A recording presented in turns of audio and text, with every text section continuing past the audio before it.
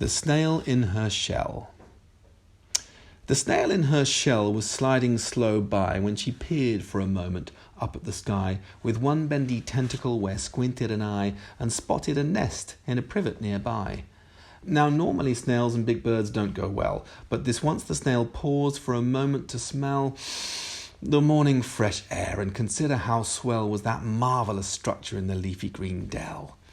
I wouldn't mind living up there, she considered, but such a shame as she sat there and dithered, a blackbird swept down right where she slithered, and the snail wound up ground up down deep in his gizzard.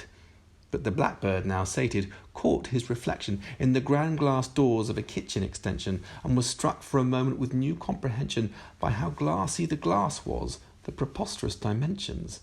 "What for?" he mulled, but found as he did, he really could picture himself with two kids, cooking up breakfast or raiding the fridge like the big folk with two legs and blinky-blink lids. "All right for some," he trilled in the dawn, but right then a two-leg stepped out and yawned, and sighed at the clover o'errunning the lawn, which looked worse than ever this new muggy morn. Blackbird scarpered, that human stood tall, and gazed across the garden to house 54, where the work on the loft room was quite clearly stalled, but the huge dormer windows looked good after all.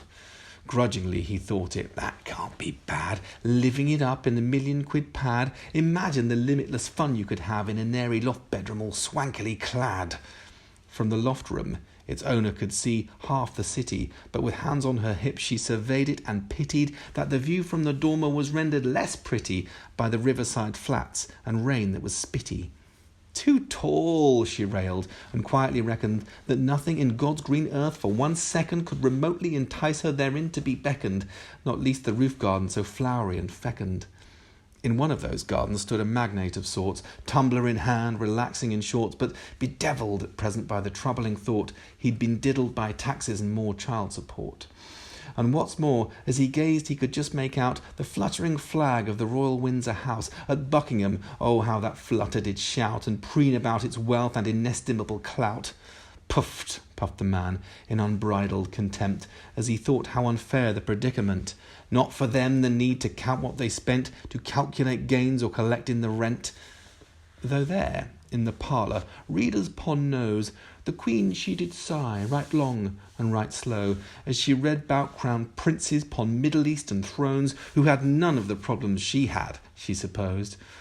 "Oh, would I were them," she daydreamed out loud. "How nice it would be," here she paused, stared at clouds, "to have double the servants and triple the house, then life'd be carefree, one has little doubt." But then a quite different thought prevailed.